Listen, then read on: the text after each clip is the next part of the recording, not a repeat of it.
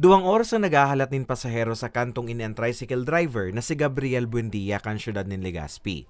Huli tamayong klase, maluyadan sa iyang pagdurodilihensya.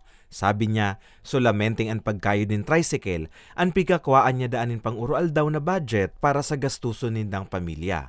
Dugang napasakit pa da sa iya, ang mahal na presyo na naman kan gasolina. Kaya haros mayo na da siyang natitipon lamang sa iyang pitaka. Primero po siguro, apektadong maray ang mga para kayo ng tricycle kasi yung manggiraray so fare matrix po ano.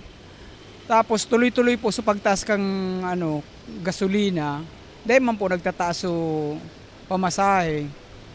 So sa sunod-sunod na pagtaas kang gasolina, syempre apektado po gabos na nagbabiyaheng mga tricycle driver po.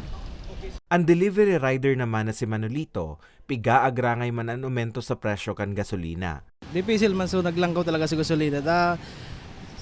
Pero sa expenses men gabos shoulder mi gabos sa delivery, hababa man lang delivery fee sa tigabayad sa muya. Kung malangkaw pang gasolina, mabawas pa sa income mi bilang rider dati lang ko ang bayad sa muya sa pagkada deliver. Ngunyan, naglangkaw ba sa gasolina, siyempre mababawasan sa expenses mi. Dakula na ko tayo tabang so medyo hababa sa gasolina. Ta shoulder mi gabos So gasolina, so maintenance kang motor. Ngunyan aldaw nagpautubliwat nin aumento sa presyo kan produktong petrolyo.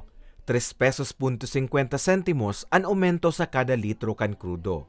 2.10 pesos naman ang piglangkaw sa gasolina, mantang 3.25 pesos naman ang ipig-umento sa presyo kan kerosene. Kaya pangapod ni Tatay Gabriel asin kan mga pag-iriba niyang tricycle driver, taasan man lamang ang pamasahe, hulita may mga aldaw na diit man sanaan pasahero na nagsasarakay sa inda. Para sa mga baretang tatak Bicol, Carmelo Balia.